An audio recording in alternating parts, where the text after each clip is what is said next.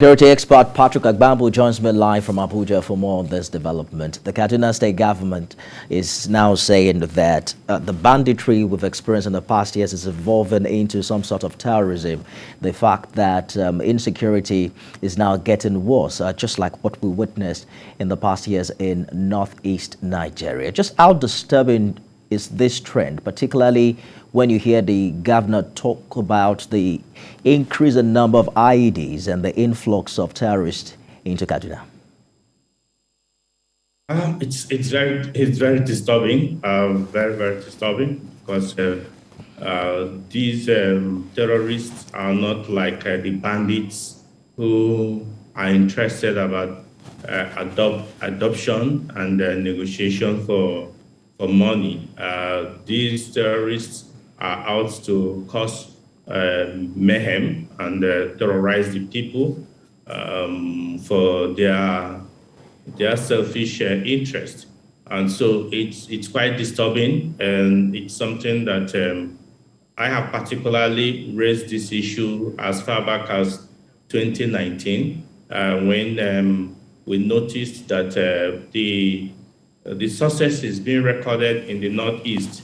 It's making some of the Boko Haram terrorists to migrate downwards to the northwest and north central. I had warned then that the security intelligence network and all the striking teams needs to be alert, and the communities most essentially to report some unfamiliar faces that they may see in their community. But it seems not much was done then. Now they are beginning to have a strong hold in the Northwest. So it's quite disturbing, really.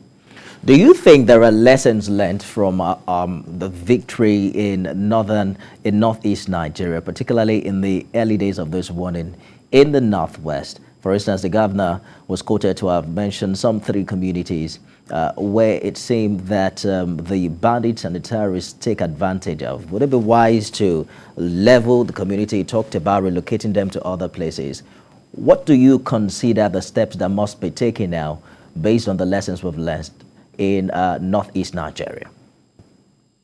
Yeah, the lessons from Northeast is first, the people, the community people are agreeing that there is need to join forces with the government to reclaim back their communities. Immediately, there was the formation of the Civilian Joint Task Force, which helped to gather some intelligence for military actions. Then 2 was that it was easier for military operations, holistic military operations, to take place in the Northeast because the communities, most of the communities were deserted, were empty. So the military action was, so to say, quite easier because anybody you see in those communities must be a terrorist and must be taken down, unlike what we're having in the situation in the Northwest, where some communities are at the periphery of these forests and some are even within the forests. And so it becomes a bit difficult. So I had also called earlier the need for the state government to appeal or talk to the communities along those forests, because these forests, they are all identified. We know where they are, where these terrorists and the bandits are. Appeal to them, maybe for the temporary, relocate them so that they can be outright and total military operations in those communities, those areas, those forests. And because as it is now, nothing much can be done, and these people are getting stronger and more daring by the day. Absolutely. There are also talks about how poverty is making a large portion of the young population susceptible to the incursion of the terrorists. But that's a talk for another day. Patrick Agbambu is the CEO of Security Watch Africa. Thank you for talking to us tonight. Thank you very much.